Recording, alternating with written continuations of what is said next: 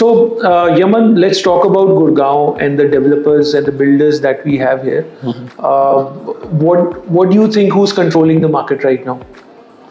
So if we talk about Gurgaon, I think it's undoubtedly DLF. They have built the city. They have been through and throughout since the start, and they are visionary. I would say I've been working with them, and I know that they are the ones who are driving the market.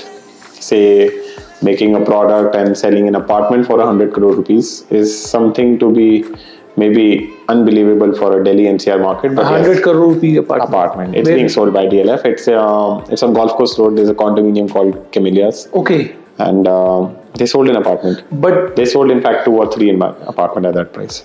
And the rate there is about 20 or 25 CR for no. It used to be maybe a year back or 2 years back. But now it's skyrocketed because, of course, it's one of a kind project. Once you go and visit, or I'll take you for a show round, it's well amazingly done. The clubhouse, the amenities which they have built over there, and it's a benchmark. They try to create something, and what is different in that 100 crore apartment? It's of course the size of the apartment for sure. Okay. But what DLF has done over there is fabulous. It's just something they are trying to create something which people would aspire to live in.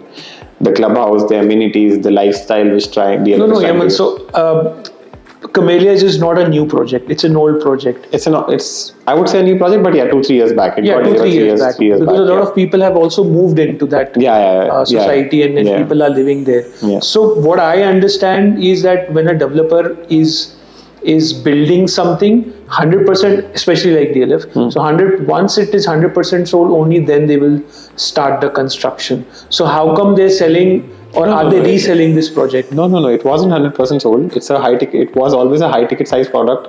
So DLF always held few inventory with them. Okay. So they never sell 100% of their super luxury. They would try to retain few apartments. They would try to build the valuation of the product. So it's always the developer's skin in the product which builds the value of the product. Also, they leased out few apartments, kept a few for their valuation, and then of course it worked out for them. So they have built the entire condominium or the ecosystem of people living in, and that's what increases the price of a property. Okay, so for that 100 CR, I'm very much interested in knowing that what differently DLF has done for that 100 CR apartment. So whatever apartment that they're selling, let's say. So right 20, now, 25 or 30 CR. Right now, average apartment price in that condominium is, say, suppose around 55 or to 65, I would say. It has reached that much? Yeah. So a simplex apartment 65. So it was, of course, a higher size apartment which got sold at 110. It was done up by DLF.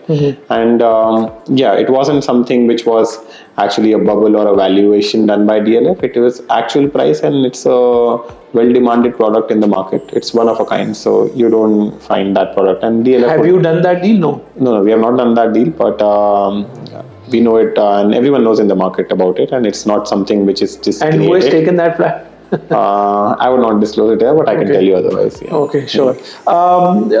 Okay, so while we're talking about DLF, and you did mention that Gurgaon actually started with DLF only, but I think there were two different players who entered Gurgaon, I think in 1990s. One was DLF, the other one was Unveiled. Yeah, you're right. Right. And even Unitech. Yeah, they were big players. Right. Yeah, so we all know where Unitech is right now and why they're struggling, but I want to understand that why Ansal got left behind and DLF has moved on. So even of course, like I said, I'm learning, I get to know, even Vatika is a big player. They are a major land bank owner. There were a few players, of course, but when things go wrong and when times is going on wrong, things don't fall according to your plan. Right. And say Unitech did a great job. They have built great sectors, great gated communities here. But yes, if there are bad times, then it always takes the company through and through. And even Ansals, I have a very close friend who has been in Ansal since maybe more than 20 years.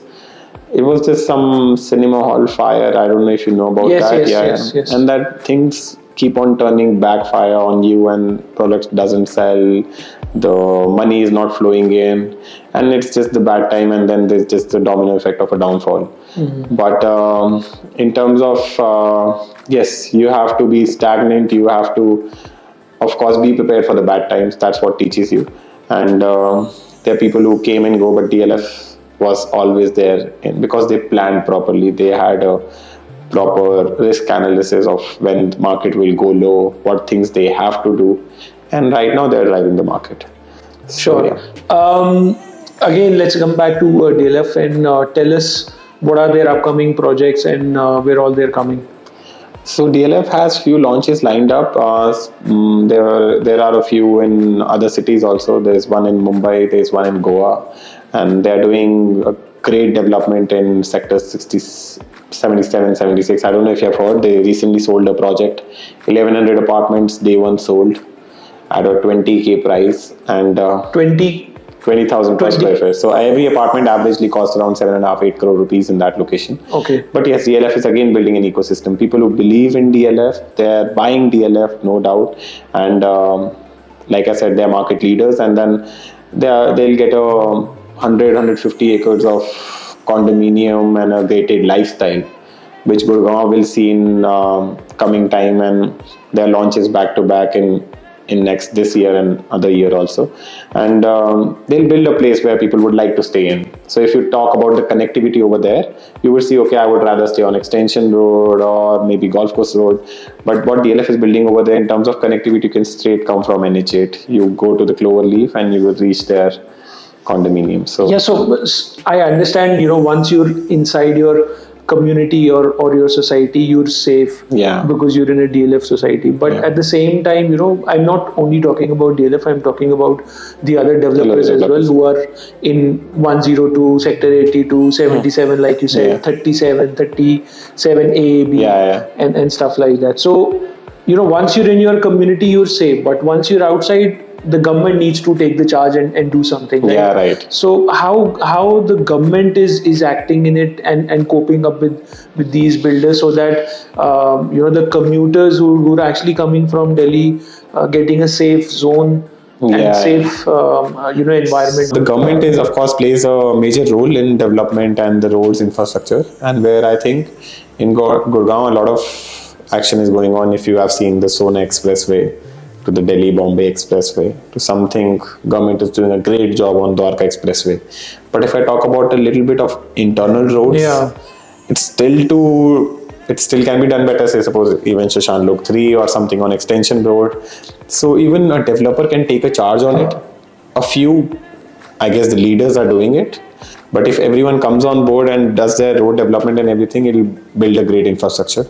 But say suppose if DLF launches some project, they take care of the infrastructure in and around. They build those roads, they put their proper greenery in and around. Yeah, but they can do it to an extent. No? They can do it to an extent. They do it in and around there. So once you go on Golf Course Road, you'll know, okay, they are DLF properties. Once you come on Extension Road, you'll see DLF project they recently launched 6-8 months back. They build the entire infrastructure over there. But then in and around is still a concern. Government is not too keen, but yes, now things are getting better. You'll see underpasses coming on Extension Road. Even on SPR, it's getting better. So government is doing its job. Yes, I would say a little slow, but yes, they are doing it now. And I think in next 1 or 2 years or 3 years down the line, the entire mapping and the roadways of Gurgaon will change. So they are doing their job. Little slow, but yet there, I would say. Sure. Which again builds the valuation of the product too. The infrastructure always plays a major role for real estate. Because if you're commuting to a home in say DLF phase 1 versus to a Shashank Lok 3, you would not like the roads or infrastructure over there. Correct. But yes, things will get fine. It takes time, no doubt in India. Sure. So apart from DLF, I think DLF is one developer and people can just blindly take their product if their pocket allows. So what are the other builders and developers that you think are doing good here in Gurgaon? So in terms of developers, of course, M3M, they are visionary and they're doing a great job. And they are building the skyline again as what they keep it in their tagline too. And they are building new products with new facilities. You see their golf estate, it's been amazingly done. It's one of a kind property on Extension Road. Then you say their commercial spaces, then you say they're building a smart city on Dwarka Expressway. It's something which is conceptualized, which will be required in 5 years down the line. So they take care of that. Again, M3M, and then we talk about EMAR. EMAR is doing a great job. They are, of course, a leader in worldwide or Dubai developer coming over here, still establishing their market. It's hard to deal with government and other regularities. And then there are a lot of players. Then you talk about Birla, Adani, Tata, all these players are there. Godrej is now aggressive in Gurgaon. They recently sold a product on Extension Road. So there are a lot of developers coming in. And but these are the players who are actually driving the market. But any 3 players that you think you can blindly tell your customers that they can invest in? Honestly, there are a lot. But 3 would be too low for a Delhi NCR market. But of course, DLF, no doubt. And then once you talk about other developers, I would say who are aggressive and who have a great stake in the market is EMAR, M3M. And yes, then there are players who are Godrej coming in, like I said. There's a new developer, Whiteland, they're doing a great job. They're banking in more land bank for themselves and building great products. So yeah, Whiteland again. Sure. Would you have details in terms of who's managing or which developer has the maximum land bank right now, and what is their yearly turnover and revenue? I doubt that's too candidly disclosed even by the developer. Right. But of course, in terms of land holdings, DLF is again a leader, and then the second one is I think it's M3M. They have a great land bank, and they have great products coming in. And these are the 2 players for Delhi NCR market. Again, one question, Yaman, in terms when people invest in a company, and then that company becomes bankrupt. So what happens to their project where people are already living? And to be precise, IREO. Okay. Right. So when they launch their products, or for that matter, I think Elan or something. No, they're doing great. But if you talk about say IREO, people buy their products. Of course, you don't know when the market is going great. People buy products. They were going fine. Things went wrong. Developer is not here. Yeah. Market is still reviving. So now they are selling their projects. They are selling their, say, suppose half-developed projects. Recently, if I'm not sure, it's still to be disclosed, but Abroy Realty bought their product. It's on Extension Road. It's a high-rise. Which realty? Abroy Realty. It's a Bombay-based great developer. They are again a key player in Bombay, and they're coming here. So they've taken over their project. They're taken over their project, and so now the regularities and people are eyeing on the projects which are of great location, half constructed or land still there, buying it out. So now things are happening. Say suppose earlier it was a lot of hassle to come into a half constructed project. Now even the government wants to get it take over so that the investors' money is getting back. Sure. And being built and sold to the customer. Yeah. So sure. So any final tips that you want to give our viewers, Yaman, when they're trying to invest in real estate? Final tip, I would say, it's very easy, though people are scared of real estate, you should not be. I've seen a lot of millennials now investing in real estate because even they want to grow their money. Right. And the final tip is simple, that be well versed of the market. If somebody says, suppose if I'm new at equity, I would study the market. I would study the company, the vision behind it, and go more deeper in it. Yeah. So don't just do it from the top. Actually, just go in deep and check about the market, about the product, about the developer, his vision, his portfolio, what is his background, what are the intentions, what is the company vision, and then of course choose your consultant wisely. Of course there are people who just blindly go online and would say, okay, this is a discounted rate, I would straight away buy, and then they have something coming in later on. Right. So I would say, like, in India people run behind discounts. I would say run behind service.